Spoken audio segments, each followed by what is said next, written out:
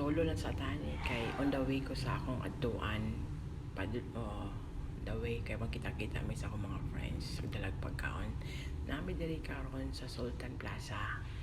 Una na kami sa taas o among kita na ang location na among gibook na mo ni karon ang kwarto kompleto nagdala na kanya-kanya nagdala mga pagkaon ng van. So nagpagsulod na mo sa kwarto dako giday siya makasulod og 30 packs o dako siya makita nimo adera lingkuranan na lamisa na taas na ay basta makita niya tanan dira kung matry mo. So karon ni karon dira ang area nag-set up na karon na sa June nagsayaw-sayaw kay magdekorasyon lagi daw. So magdekorasyon gilatad na mo ang mga pagkaon na mong gidala ubay-ubay biapod pasalamat pag ko kay nagluto o nagtabang pod sa ko ang handa kumbaga.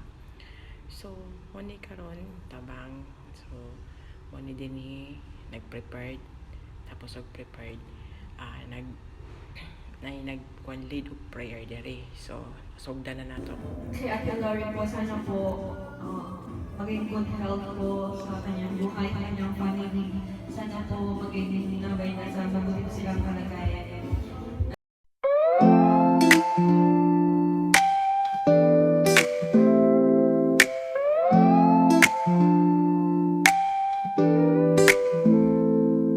Another year gone by, time to celebrate.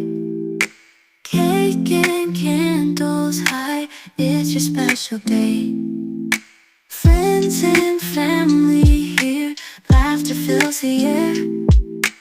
Making memories clear, showing how we care. Happy birthday to you, shining like the stars. All your dreams come true, no matter where you are.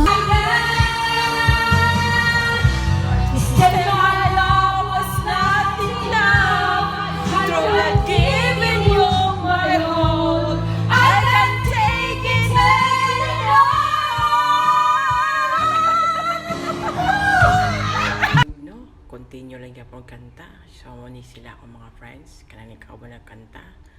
So muni ako mga barkada natabang sila Rina ug akong ubang mga friends pod sila Madi ug si Joan salamat ug mga friends na mo din uban karon labi na si Sel na abot pod ug akong uban sa siya na pod active global si Michelle si Miles na abot sa sila napod si Margie tungod sa kahigtik sila ang mga schedule nakaabot pa yapon sila ug salamat pod kay sa akong partner sa akong ginikanan sa akong manghod ug nitabang pod sila sa akong support ug sponsor pod na ako salamat.